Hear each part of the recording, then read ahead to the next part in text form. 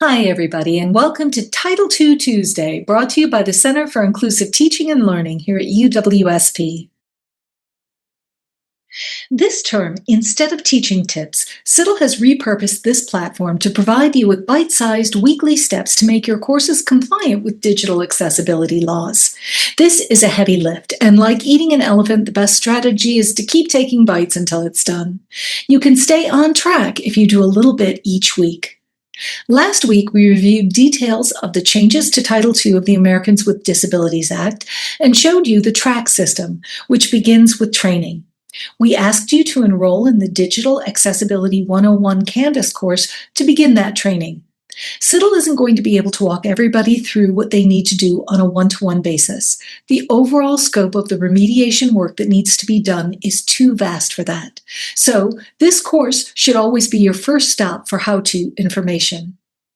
We've added an additional training opportunity for you, though. CITL has developed a training course that operates in conjunction with the Title II Tuesday video series. It provides some augmented content and opportunities to chat with your colleagues and work through some of this stuff in a community of your peers. It's called the Bite-Sized Remediation Guidelines course, or BSRG for short. You can enroll in this course using the link below this video or by visiting the CITL website. In addition to the advantages above, enrolling in the course is a great way to ensure that in your busy term you don't miss any of these how-to videos. With all of our initial training under our belts, let's start with the process of removal. Starting your Canvas course from scratch is a great way to ensure that all the digital materials in your course are accessible. But building courses from scratch can take a lot of time and doesn't make much sense if you use a lot of the same resources from term to term. Loads of folks just copy their course from the last term into a new course shell to save time and effort. But this can have some unintended consequences. Like my mother's basement, Canvas courses tend to collect a lot of junk files over time. Things like old syllabi, old assignments, and all sorts of stuff that you don't really need in your course. That's why before you invest a lot of time in remediating digital resources for your classes, it's a good first step to identify what resources are actually being used, and therefore which ones require remediation, and those resources that are just legacies of past course iterations so that you can remove them. Going through all your assignments, pages, files, and discussions by hand and deciding which are keepers and which are old stuff is one way that you can identify what resources require remediation. But if you're like most people, looking at file names alone may not stir memories of which files are good and which need to go. Fortunately, we have a tool to help you sort through the content of your Canvas courses. This tool is called TidyUp. Let me walk you through how to use it. First, you should begin by copying the target course into a new sandbox. Our goal is to remove unnecessary content from your course so that you only have what requires remediation left.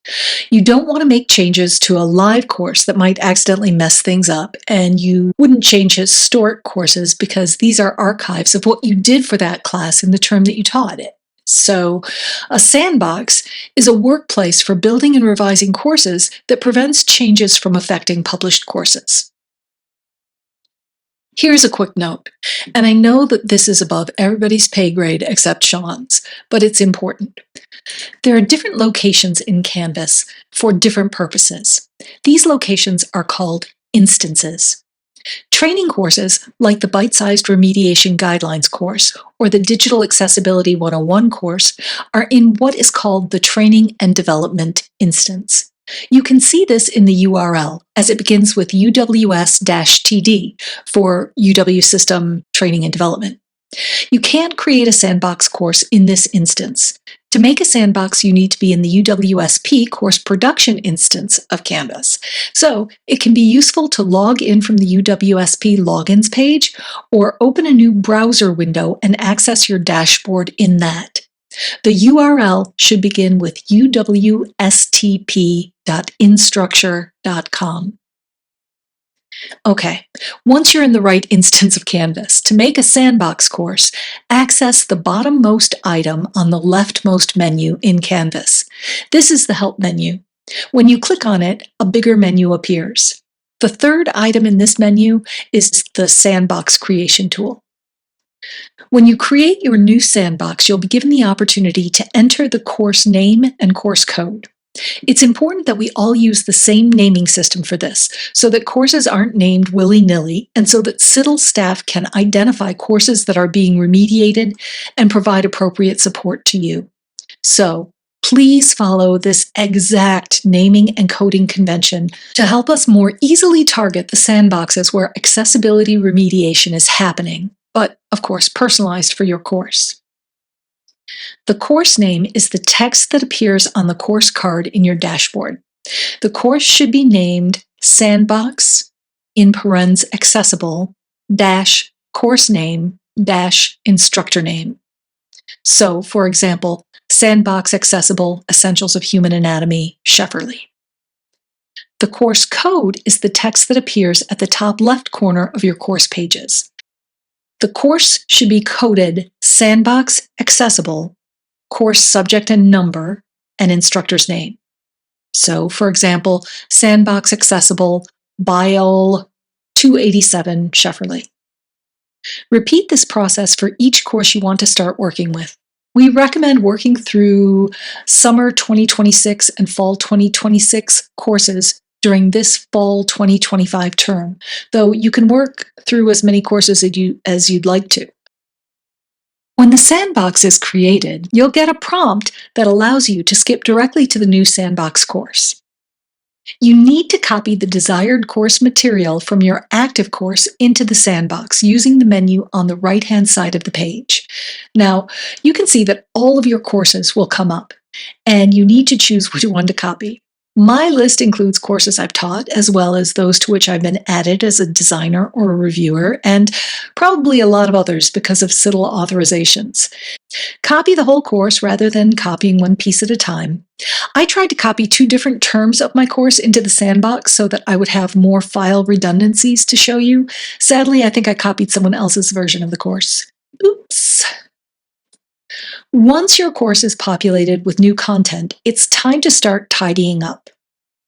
First, check the blue menu for your course to see whether or not TidyUp has been activated.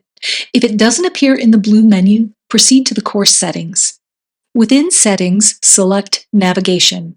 You'll see a list of active applications, and below that, a list of inactive applications. Find TidyUp in the inactive applications and drag it up into the active section. Then, and I cannot stress this enough, click Save. When you return to the home page, you should find that TidyUp is now in your blue menu.